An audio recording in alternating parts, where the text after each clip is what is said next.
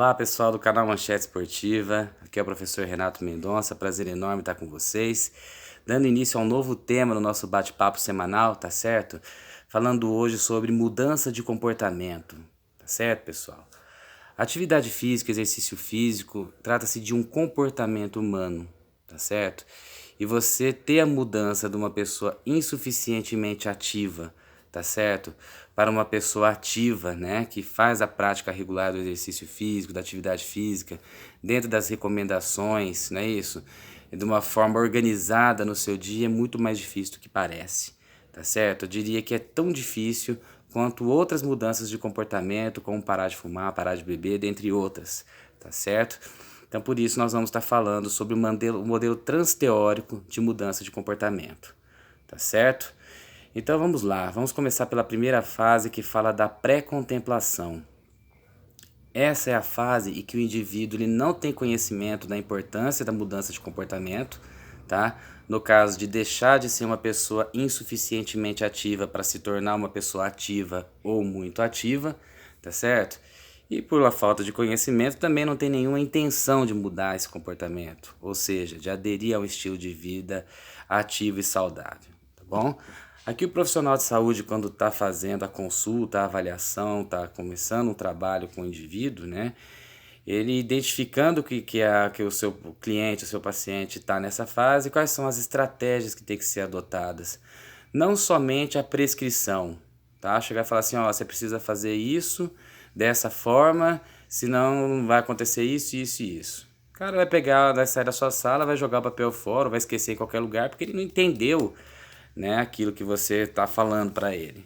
Então a fase pré-contemplativa ela tem essa característica. Então o profissional, o que ele tem que estar atento nesse momento? Ele tem que estar fazendo, orientar mesmo, né, informar o seu paciente sobre a questão da mudança da prática, dos benefícios que ela traz, dos malefícios que a pessoa está sujeita, não é isso?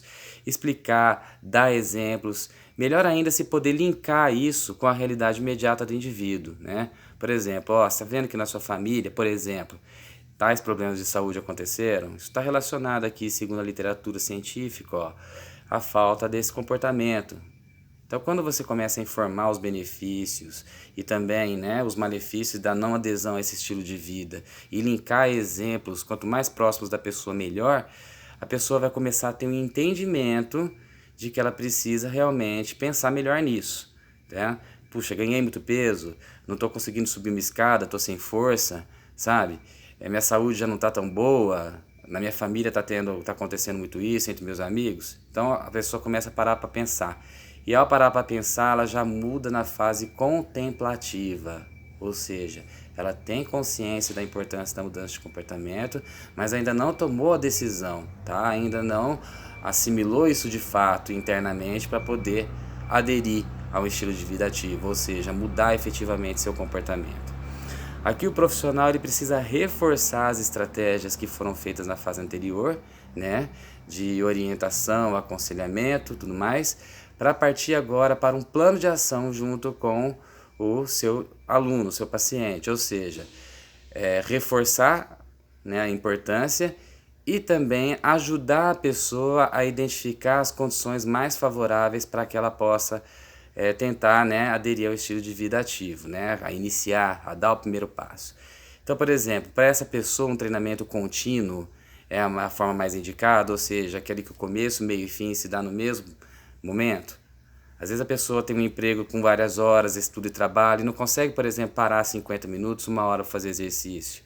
Aí, de repente, o treinamento intervalado, que é aquele que você fraciona, né, em 2 ou 3, 4 momentos do dia, com sessões de pelo menos 10 minutos, aí você está ajudando a pessoa a ver, tá vendo? Ó, assim eu consigo, tá vendo? Então, nessa fase de contemplação, você ajuda a identificar os obstáculos, ajuda a identificar possibilidades, tá certo? Para você poder passar para a fase seguinte, que é a fase da ação, tá bom?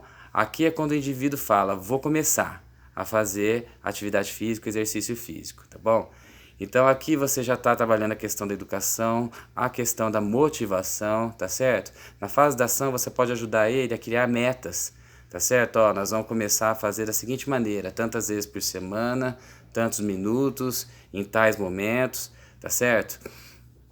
E além disso, você acompanhar esse indivíduo, tá certo? Ó, como fomos essa semana? Conseguimos cumprir a nossa meta, né? Estimular, dar os parabéns para o sucesso, né? Parabenizar o sucesso, né? Ponderar junto com a pessoa os momentos que foram falhos, tá? Porque na fase da ação, se você, além de criar condições, você dá esse acompanhamento para o indivíduo, tá certo? Ele vai começando a adotar aquilo como parte do seu dia, ele vai começar a ter uma disciplina daquele exercício, daquela atividade física que você propôs, tá certo? E feito isso é a fase da manutenção, é manter o indivíduo ativo ou muito ativo, né?